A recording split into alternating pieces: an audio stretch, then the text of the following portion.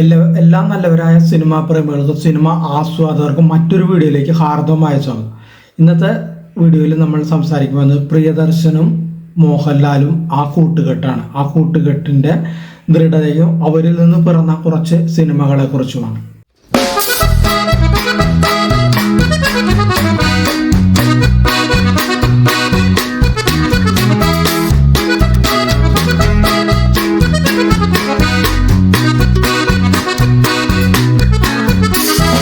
Cinema സ്വപ്നം കണ്ട കൂട്ടുകാർ, അതാണ് പ്രിയനും ലാലും. അവരുടെ മനസ്സിൽ ആദ്യകാലത്ത് സിനിമകൾ മാത്രം ഉണ്ടായിരുന്നുള്ളൂ. രണ്ടുപേരും ഒരുമിച്ചാണ് അതിന് തുടക്കമുണ്ട്. പക്ഷെ ആദ്യം അവസരം കിട്ടിയത് മോഹൻലാലിനായിരുന്നു. അത് 1980 മഞ്ഞിൽ വിരിഞ്ഞ പൂക്കളിൽ. പിന്നെ നിരനിരനായി മോഹൻലാൽ സിനിമയിലേക്ക് കുതിച്ചു കയറി.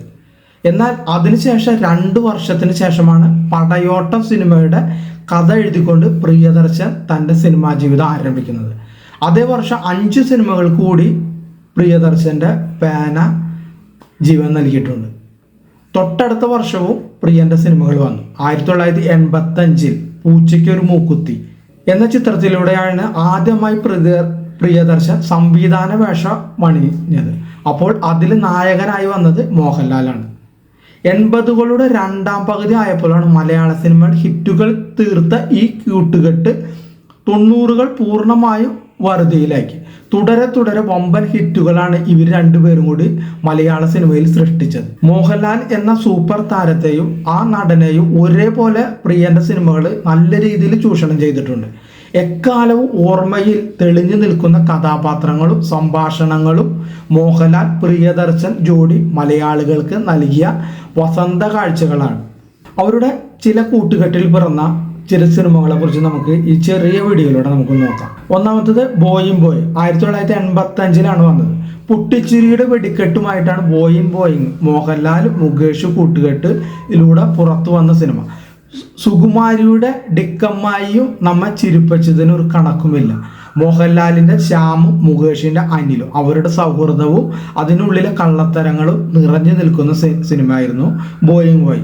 ജഗതിയും ശങ്കരാടിയും ചേർന്നുള്ള ഹാസ്യരംഗങ്ങളും നമുക്ക് മറക്കാനാവാത്ത ഒരു അനുഭവമാണ് ഈ സിനിമ ബോയിങ് ബോയ്. അടുത്തത് 1986 നമ്മെ ചിരിപ്പിച്ച് കരയിച്ച മറ്റൊരു സിനിമയാണ് താളവട്ടം. പ്രണയിനിയെ നഷ്ടപ്പെട്ട് മനസ്സിൻ്റെ താളം തെറ്റിയ വിനുവിന് മോഹൻലാൽ ഗംഭീരമാക്കിയിട്ടുണ്ട്. ഏതൊരു ആരാധകനെയും മനസ്സിൻ്റെ ഉള്ളിലേക്ക് കയറുന്ന ഒരു കഥാപാത്രമായിരുന്നു അത്. മനസ്സിൻ്റെ ഇടർച്ചകളെ അങ്ങേയറ്റ തന്മയത്തോടെ മോഹൻലാൽ ആ സിനിമയിൽ പകർന്നാടിയപ്പോൾ അത്യുഗ്രമായ ഒരു വൈകാരിക പ്രകടനമായി അത് മാറി. അതിൽ നെടുമുടിയും പിന്നെ അതുകൂടാതെ ക്രൂരനായ ഒരു പ്രതിനായക കഥാപാത്രമായി സോമനും തകർത്ത് അഭിനയിച്ച സിനിമയാണ്. അടുത്ത മറ്റൊരു സിനിമയാണ് വെള്ളാനകളുടെ നാട് 1988 അതിൽ നമുക്ക് അറിയാലോ ഡിപ്പ ശരിയാക്കി തരാം എന്ന് പറയുന്ന ആ പപ്പുവിൻ്റെ സംഭാഷണമൊക്കെ നമ്മുടെ മനസ്സിൽ ഇപ്പോഴും ഉണ്ട്. അതായത് വിശ്വവിഖ്യാതമായ താമരശ്ശേരി ചുരവും ആന വലിച്ചു കൊണ്ടുപോകുന്ന റോഡ് റോളറുമാണ് ആദ്യം നമ്മളെ മനസ്സിലേക്ക് ഈ സിനിമയെ കുറിച്ച് പറയുമ്പോൾ ഓർമ്മയിൽ ആദ്യം എത്തുന്നത്. അത്യന്തം വൈകാരികമായ കഥയാണ് ഈ സിനിമ അവതരിപ്പിക്കുന്നത്. ശരാശരി ചെറുപ്പക്കാരുടെ, അതായത് ഗതികെട്ട നിർഭാഗ്യവന്മാരുടെ മുഖമാണ് ഈ സിനിമയിൽ മോഹൻലാൽ കഥാപാത്രമായ പവിത്രൻ. ഒരു കോൺട്രാക്ടറായി ജീവിച്ചു പോകാനുള്ള അയാളുടെ പെടാപ്പാടിനെ എതിർ നിൽക്കുന്നത് സ്വന്തം ചേട്ടനും അളിയനുമാണ്. വേദനകളും അപമാനങ്ങളും സഹിച്ച് എല്ലാത്തിനെയും അതിജീവിക്കാനുള്ള ശക്തി അയാൾ ആർജിച്ച് എടുക്കുന്നതാണ് സിനിമയുടെ പ്രമേയം. അടുത്തത് ഒരു പ്രേമലേഖനം പുറത്തേക്ക് വരുമ്പോൾ അത് മറ്റൊരാളിൽ കിട്ടുമ്പോൾ അവിടെ നിന്ന് ഒരു പൊല്ലാപ്പുകൾ വരികയാണ്. അതിനെക്കുറിച്ചുള്ള ഒരു സിനിമയാണ്, ഒരു കോമഡി സിനിമയാണ് മുകുന്ദേട്ട സുമിത്ര വിളിക്കുന്നു.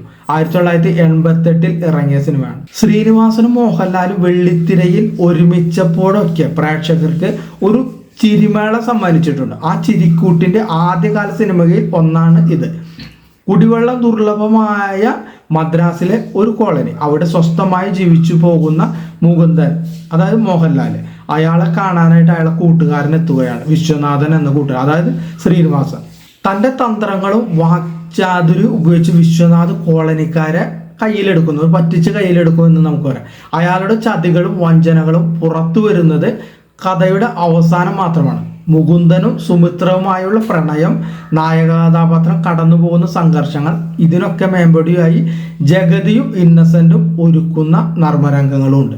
അടുത്ത സിനിമ ആര്യനാണ്. 1988 പുറത്തിറങ്ങിയത്. അതായത് എല്ലാം നഷ്ടപ്പെടുന്ന ഒരു ദുരന്ത നായകനാണ് ആര്യനിലെ ദേവൻ എന്ന കഥാപാത്രം. ഗതകാല പ്രൗഢി മാത്രം പറയാനുള്ള ഒരു ദരിദ്ര ബ്രാഹ്മണ കുടുംബത്തിലാണ് ദേവൻ ജനിക്കുന്നത്. ദാരിദ്ര്യം ദേവന്റെ ചിറകുകൾ അരിഞ്ഞു കളയുന്നുണ്ട്. തിരുവാഭരണം മോഷ്ടിച്ചെന്ന കള്ളക്കേസിൽപ്പെട്ട് അയാൾ ജയിലിലാകുന്നുണ്ട്. ജയിൽവാസം കഴിഞ്ഞ് തിരിച്ചെത്തുന്ന ദേവനെ അച്ഛൻ അപമാനിച്ച് ഇറക്കി വിടുന്നു. കാരണം കുടുംബത്തിന് ചീത്തപ്പേര് ഉണ്ടാക്കിയ മകനെ ഇനി ഇവിടെ വേണ്ട എന്ന് പറയുന്നു. അങ്ങനെ ആ നായക കഥാപാത്രം ബോംബെയിലേക്ക് വണ്ടി കയറുകയാണ്. അങ്ങനെ ബോംബെയിലെ അധോലോകത്ത് എത്തിപ്പെടുന്ന ആ നായക കഥാപാത്രം അവിടെ സ്വന്തമായൊരു മേൽവിലാസം ഉണ്ടാക്കിയെടുക്കുന്നുണ്ട്. അവിടെ നിന്ന് വീണ്ടും ജയിലിലാവുന്നുണ്ട്. ഒടുവിൽ അവിടെ നിന്ന് നാട്ടിലേക്ക് മടങ്ങിയെത്തി തൻ്റെ പഴയ ശത്രുക്കളെ കൊണ്ട് കുറ്റസമ്മതം നടത്തിച്ച് കുടുംബത്തിന് മുന്നിൽ തൻ്റെ നിരപരാധിത്വം തെളിയിക്കുന്നു. അടുത്തത് ചിത്രമാണ്. നമ്മുടെ കുടുകുട ചിർപ്പിച്ച ചിത്രമാണ്. അവസാന കാലത്ത് നമ്മളെ കണ്ണീര് അണിയിച്ച ചിത്രമാണ് ചിത്രം. 1988 ഇറങ്ങിയ ചിത്രമാണ്. മോഹൻലാലിന്റെ സുദീർഘമായ കരിയർ പ്രേക്ഷകർ ഏറ്റവും ഓർത്തുവെക്കുന്ന രംഗങ്ങളും സംഭാഷണങ്ങളും ഉള്ള എവർഗ്രീൻ സിനിമ എന്ന് പറയാം. വളരെ ഓരോ തിയേറ്ററിലും വളരെ കൂടിയ ദിവസങ്ങളിൽ കളിച്ച സിനിമയും കൂടി ആണ് ഇത്.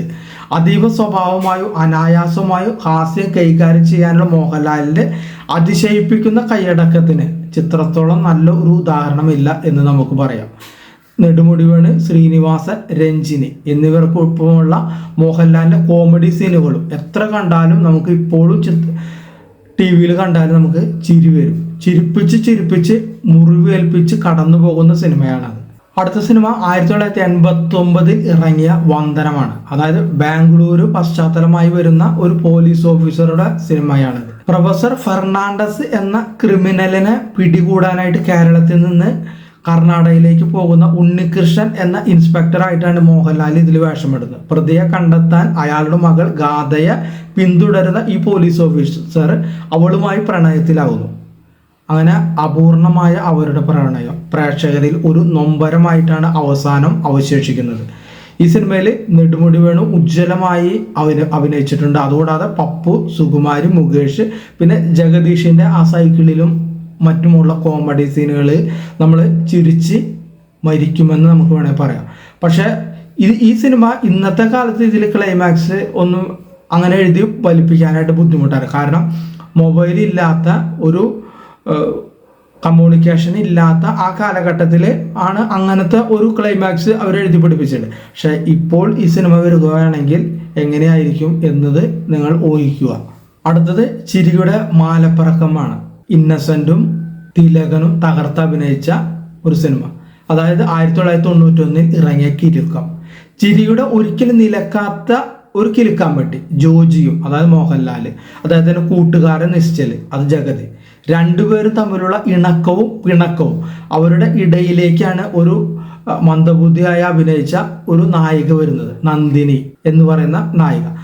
അതിൻ്റെ കുരുത്തക്കേടുകളും പിന്നെ കിട്ടുണ്ണി എന്ന് പറയുന്ന ഒരു കഥാപാത്രവും പിന്നെ ജഡ്ജി എന്ന് പറയുന്ന മറ്റൊരു കഥാപാത്രവും ഇവർ തമ്മിലുള്ള ഉരസലുകളും പശ്ചാത്തലത്തിൽ ഊട്ടിയുടെ കുളിരും നല്ല ഗാനങ്ങളും ഒത്തിണങ്ങിയ അതിമനോഹരമായ ഒരു സിനിമ കിലുക്കം. നായകനായ മോഹൻലാലിനേക്കാൾ രേവതിയും ജഗതിയുമാണ് സിനിമയിൽ നിറയുന്നത് എന്ന് നമുക്ക് പറയാം. മോഹൻലാൽ ജഗതി കോമ്പിനേഷൻ മലയാള സിനിമ കണ്ട ഏറ്റവും ഹിറ്റ് കോമഡി പാർട്ട്നേഴ്സായി മാറിയത് ഈ സിനിമയിലാണ്.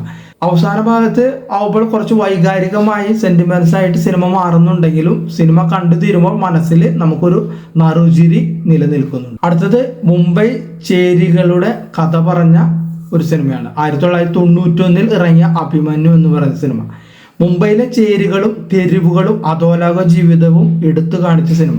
രണ്ടറ്റവും തമ്മിൽ കൂട്ടിമുട്ടിക്കാൻ പെടാപ്പാടുപെടുന്ന ഹരിയും കൂട്ടരും എളുപ്പത്തിൽ പണം സമ്പാദിക്കാനായി നിയമം കയ്യിലെടുക്കാനായിട്ട് തീരുമാനിക്കുന്നു. പിടിച്ചു നിൽക്കാനുള്ള ചെറുത്തുനിൽപ്പിനിടെ ഒരു ലോക്കൽ ഗുണ്ടയായി ഹരി മാറുന്നു. കൊല്ലും കൊലയും നിത്യസംഭവമായ ജീവിതം ഒരു ചുഴി പോലെയാണ്. പുറത്ത് കടക്കാനാവാത്ത വിധം ഹരിയും കൂട്ടുകാരും ആ ആഴത്തിലേക്ക് വീഴുകയാണ്. ഒടുവിൽ എല്ലാം വിട്ടെറിഞ്ഞ് മറ്റൊരിടത്തേക്ക് മാറി പൊതുജീവിതം തുടങ്ങാനുള്ള യാത്രയിലാണ് ഹരി. അങ്ങനെയാണ് ഈ സിനിമയുടെ കഥ പോകുന്നത്. മനോഹരമായ പാട്ടുകൾ കൊണ്ട് സമ്പന്നമാണ് ഈ അഭിമന്യു എന്ന് പറയുന്ന സിനിമയും. അടുത്തത് 1992 ഇറങ്ങിയ അദ്വൈത എന്ന സിനിമയാണ്. സ്വാമി അമൃതാനന്ദ എന്ന ആത്മീയ ആചാര്യനുമായും ശിവപ്രസാദ് എന്ന സാധാരണക്കാരനായും ശിവൻ എന്ന ഗുണ്ടയായും ഒരേ കഥാപാത്രത്തിന്റെ പല അവതാരങ്ങൾ മോഹൻലാൽ ഈ സിനിമയിൽ പകർത്തിയാടുന്നുണ്ട്. ലക്ഷ്മി എന്ന നായികയായി രേവതിയും ശിവന്റെ ഉറ്റ ചങ്ങാതിയായ വാസുവായി ജയറാമും ഇതിൽ അഭിനയിച്ചിട്ടുണ്ട്. രാഷ്ട്രീയം, പ്രണയം, പക, അഴിമതി, കൂടാതെ അതിനുശേഷം പാപബോധം, പിന്നെ പശ്ചാത്താപം, ഇങ്ങനെ നിരവധി കാര്യങ്ങളാണ് ഈ സിനിമയിൽ വന്നു പോകുന്നത്. വാസുവിനെ നഷ്ടപ്പെടുമ്പോഴുള്ള ശിവന്റെ വേദനയും വെറിയും ഒരേ സിനിമ മോഹൻലാൽ അവതരിപ്പിക്കുന്നുണ്ട്. എല്ലാം മറന്ന് അമൃതാനന്ദ എന്ന രൂപത്തിലേക്ക് പരകായ പ്രവേശനം നടത്തിയ ശിവപ്രസാദ് സംഹാരരൂപിയായി ശിവനിലേക്ക് മടങ്ങുന്ന രംഗവും മഹാനടന്റെ കയ്യിൽ ഭദ്രമാണ്. അടുത്തത് 1993 ഇറങ്ങിയ മിഥുനം എന്ന ചിത്രമാണ്. ദാക്ഷായണി ബിസ്ക്കറ്റ്സ് എന്ന ഫാക്ടറി സ്വപ്നം കാണുന്ന, അതിനായി അധികാരികളുടെ കാല് പിടിക്കുന്ന, സർക്കാർ ഓഫീസുകളിൽ കയറി ഇറങ്ങുന്ന നിർഭാഗ്യവാനായ നായകനാണ് മോഹൻലാൽ സേതുമാധവൻ. അളിയനും ചേട്ടൻ നിരന്തരം പോരടിക്കുന്ന വീടും സങ്കല്പ ലോകത്ത് ജീവിക്കുന്ന സുലോചന എന്ന പ്രണയിനിയും സേതുവിന്റെ പ്രശ്നങ്ങൾ കൂടുതൽ വഷളാക്കുകയാണ്. എന്തിനും പരിഹാരം കണ്ടെത്താൻ കഴിവുള്ള പ്രേമൻ, അതായത് ശ്രീനിവാസൻ കൂടെ ഉള്ളതാണ് അയാളുടെ ഒരു ആശ്വാസം. പ്രേമനും ഒടുവിൽ സേതുവിന് പാരയാകുന്നു. ശരാശരിക്കാരന്റെ ജീവിത യാഥാർത്ഥ്യങ്ങളെ അതേപടി പകർത്തുന്ന സിനിമ നർമ്മരംഗങ്ങൾ കൊണ്ട് സമ്പന്നമാണ്. നെടുമുടിയുടെ തേങ്ങയുടക്കൽ മാത്രം മതി മണിക്കൂറുകളോളം നമുക്ക് ഓർത്തു ചിരിക്കാം. അടുത്തത് ഗാനങ്ങൾ കൊണ്ടും സംഭാഷണങ്ങൾ കൊണ്ടും ഫോട്ടോഗ്രാഫി കൊണ്ടും സമ്പന്നമായ മറ്റൊരു സിനിമയാണ്. എല്ലാ കാലത്തും TV-യിൽ കണ്ടാൽ എല്ലാ തരത്തിലുള്ള പ്രേക്ഷകർ, കുഞ്ഞു കുട്ടി മുതൽ വയസ്സായവർ വരെ കാണാൻ പ്രേരിപ്പിക്കുന്ന മാണിക്യന്റെയും കാർത്തുമ്പിയുടെയും കഥ പറയുന്ന തേന്മാവിൻ കൊമ്പത്ത് എന്ന് പറയുന്ന സിനിമ 1994 ഇറങ്ങിയത്. മാണിക്യനും കാർത്തുമ്പിയും ശ്രീകൃഷ്ണനും അപ്പക്കാളയും ഗിഞ്ചിമൂട ഗാന്ധാരിയും കാർത്തുചേച്ചിയും പ്രേക്ഷകരുടെ മനസ്സിൽ അനശ്വരമാണ് ആ കഥാപാത്രങ്ങൾ.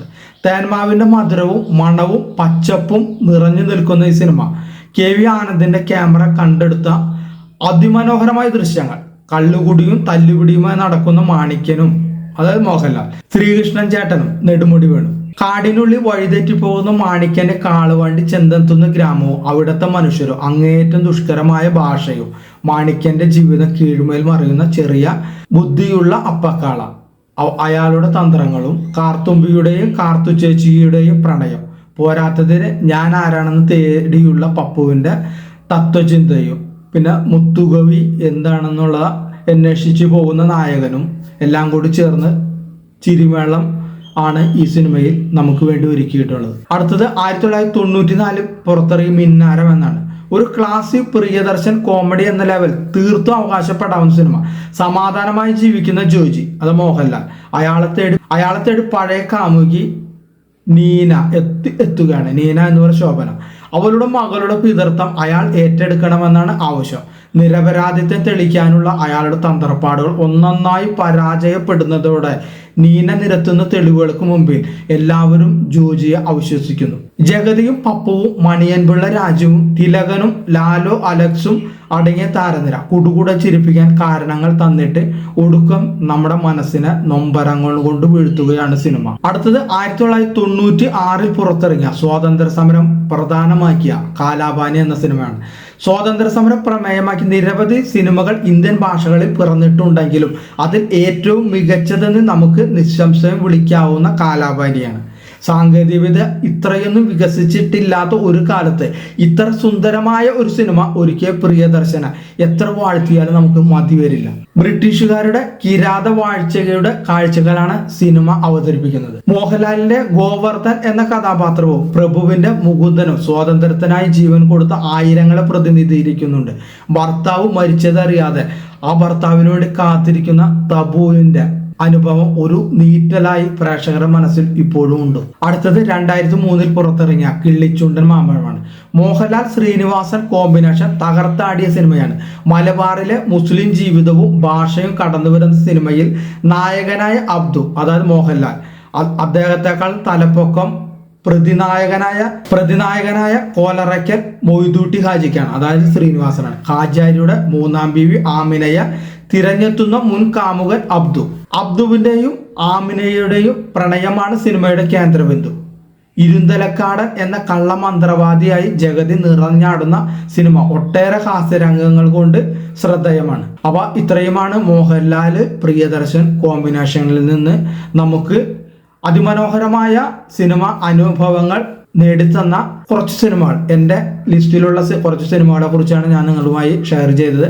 മറ്റു സിനിമകൾ ഞാൻ വിട്ടുപോയിട്ടുണ്ടാവും, അത് നിങ്ങൾ കമൻറ്റ് ബോക്സിൽ രേഖപ്പെടുത്താവുന്നതാണ്. അപ്പോൾ ഈ വീഡിയോ കണ്ട എല്ലാവർക്കും നന്ദി, നമസ്കാരം. അടുത്ത വീഡിയോയിൽ വേറെ സിനിമയെക്കുറിച്ച് നല്ല കണ്ടന്റായി വരുന്നത് വരെ എല്ലാവർക്കും നന്മകൾ നേരുന്നു.